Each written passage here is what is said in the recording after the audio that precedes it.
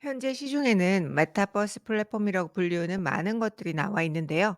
가령 월간 활성 이용자 수가 1억 명이 넘는다는 로블록스는 메타버스의 원조로 많은 사람들에게 알려져 있습니다. 또한 누적 사용자의 수가 4억 명을 넘어선 제페토의 경우 아시아 대표 메타버스로 알려져 있습니다.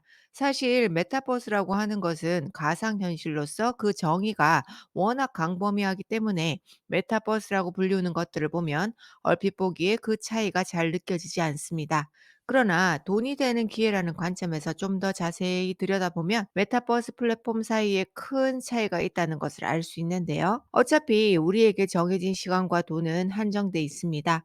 그래서 세상에 나오는 모든 메타버스에 다 집중할 수는 없습니다. 이에 메타버스라고 불리우는 수많은 것들 중에 돈이 될 가능성이 높은, 그래서 집중해야 할 대상을 찾아야 하는데요. 이번 영상에서는 더 샌드박스라는 메타버스 플랫폼이 타 메타버스 플랫폼과 다른 점에 대해 이야기해 볼까 합니다. 오늘 드리는 이야기를 통해 시중에 나와 있는 혹은 앞으로 쏟아져 나올 메타버스들에 대해 어떤 기준을 가지고 선택해야 할지 생각해 보시는 의미 있는 시간이 되시길 바랍니다. 더 샌드박스가 타 메타버스 플랫폼과 가장 다른 첫 번째 특징은 블록체인 기반이라는 것입니다. 메타버스는 크게 블록체인 기반의 메타버스, 그리고 블록체인 기반이 아닌 메타버스가 있는데요. 여기에 단순히 기술적인 차이만 있다면 굳이 관심 가질 필요가 없을 것입니다. 그러나 이러한 기술적인 차이는 여기에 참여하는 사용자가 얻을 수 있는 혜택의 차이와 연결이 되기 때문에 중요하게 생각해 보셔야 하는데요. 참고로 이는 요즘 핫하게 거론되는 웹 3.0과도 밀접한 관련을 가지고 있습니다. 현재는 많은 사람들이 일상적으로 사용하는 웹의 경우 처음에 만들어진 그대로 계속 유지가 되고 있는 것이 아니라 끊임없이 업그레이드가 되고 있는데요. 웹 1.0의 경우 보여지는 결과를 사용자들이 열람할 수 있는 단순한 기능이었다면, 웹 2.0의 경우 사용자가 직접 컨텐츠를 만들어 올리는 등 사용자의 적극적인 참여에 기반한 상호작용이 가능한 기능으로 업그레이드가 된 것입니다. 이에 웹 2.0은 사용자가 컨텐츠의 생산자로서 큰 돈을 벌게 되는 중요한 계기를 만들어주게 됩니다. 한편 웹 3.0에서는 웹 2.0과 비슷하게 사용자가 여전히 컨텐츠의 생산 주체로서 중요한 역할을 하지만, 웹 2.0과의 가장 큰 차이점은 바로 컨텐츠의 소유권에 있습니다.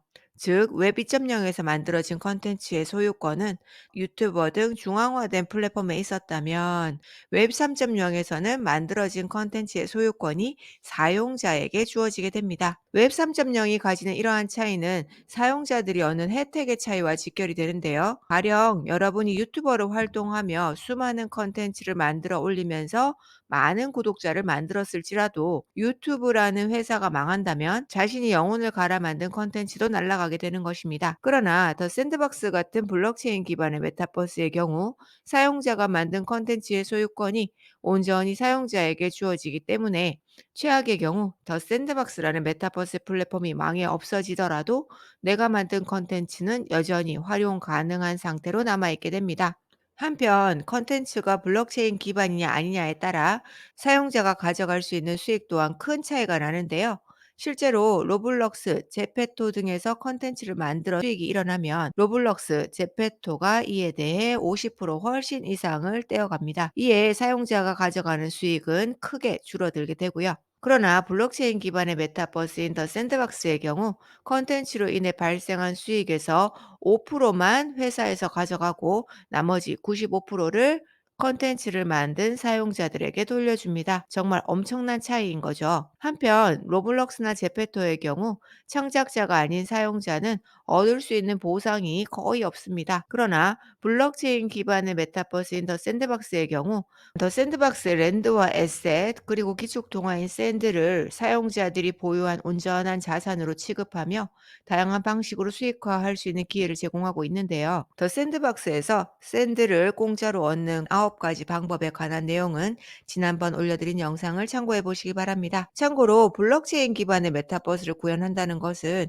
이를 구성하는 요소들 역시 블록체인 기반이라는 것을 의미합니다. 이에 메타버스 위에 올라가는 건물, 소품, 아바타 등은 블록체인 기반인 NFT로 구현될 수밖에 없고, 메타버스 내에서 사용되는 기축통화 역시 블록체인 기반인 암호화폐가 사용될 수밖에 없는 것입니다. 그래서 사실은 메타버스, 블록체인, NFT, 암호화폐라는 것들이 모두 별개의 개념들이 아니라 밀접한 관련을 가진 결국 똑같은 이야기라는 것을 비로소 이해하게 됩니다.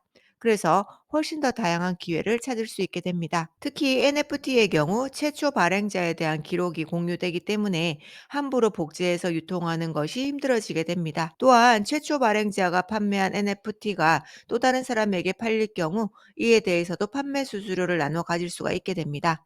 그래서 NFT를 발행한 창작자는 1차 판매 시장뿐만 아니라 리셀링 시장에서까지도 지속적으로 안정적인 수익을 창출하는 것이 가능해진다는 겁니다. 이것이 바로 개인들뿐만 아니라 구찌, 나이키 등 고급 브랜드 기업들이 NFT 시장에 적극적으로 관심을 갖는 큰 이유입니다. 더 샌드박스가 타 메타버스 플랫폼과 가장 다른 두 번째 특징은 크리에이터에게 제공하는 창작 도구가 단일화되어 있다는 것입니다. 로블록스나 제페토 같은 메타버스 플랫폼의 경우 사용자들에게 옷과 같은 아이템 혹은 공간을 제작할 수 있는 자체 프로그램을 제공하고 있는데요.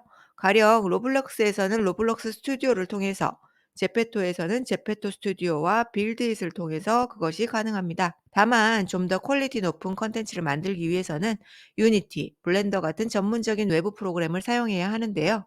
이에 이러한 전문 프로그램을 사용할 줄 아느냐 모르느냐에 따라 만들어진 컨텐츠의 퀄리티는 큰 차이를 나타낼 수밖에 없습니다. 이는 다양한 프로그램을 만질 줄 아는 사람들에게는 큰 장점이 될 수 있지만, 그렇지 못한 대부분의 사람들에게는 심리적인 장벽으로 인해 접근을 힘들게 할 수밖에 없습니다. 그러나 더 샌드박스의 경우 전문가나 일반인이나 모두 오로지 더 샌드박스에서 제공하는 창작 도구인 복스 에딧 또는 게임 메이커를 사용해야 합니다. 이에 누구나 공평한 조건에서 창작을 하기 때문에 누구나 쉽게 시작할 수 있는 계기를 만들어 줍니다. 이러한 차이는 현재 유행하고 있는 온라인 플랫폼에 대입을 시켜보시면 훨씬 이해가 쉬우실 텐데요.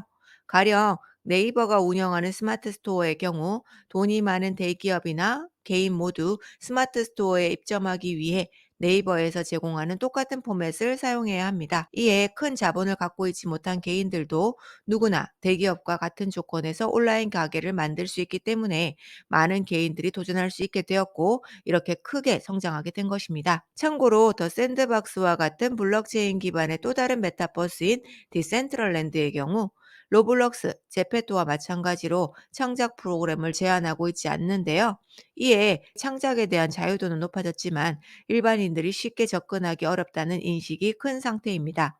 이에 누구나 똑같은 창작 도구를 활용해야 하는 더 샌드박스에 더 많은 사람들이 들어올 수 있지 않을까 생각합니다. 이번 시간에는 더 샌드박스를 기준으로 타 메타버스와의 차이점 두 가지를 알아보았는데요. 첫 번째는 블록체인 기반의 메타버스라는 점, 두 번째는 메타버스를 구현하는 창작 도구가 단일화되어 있다는 것입니다. 이에 오늘 이야기 드린 기준을 가지고 앞으로 크게 성장할 메타버스를 판단해 보시기 바랍니다.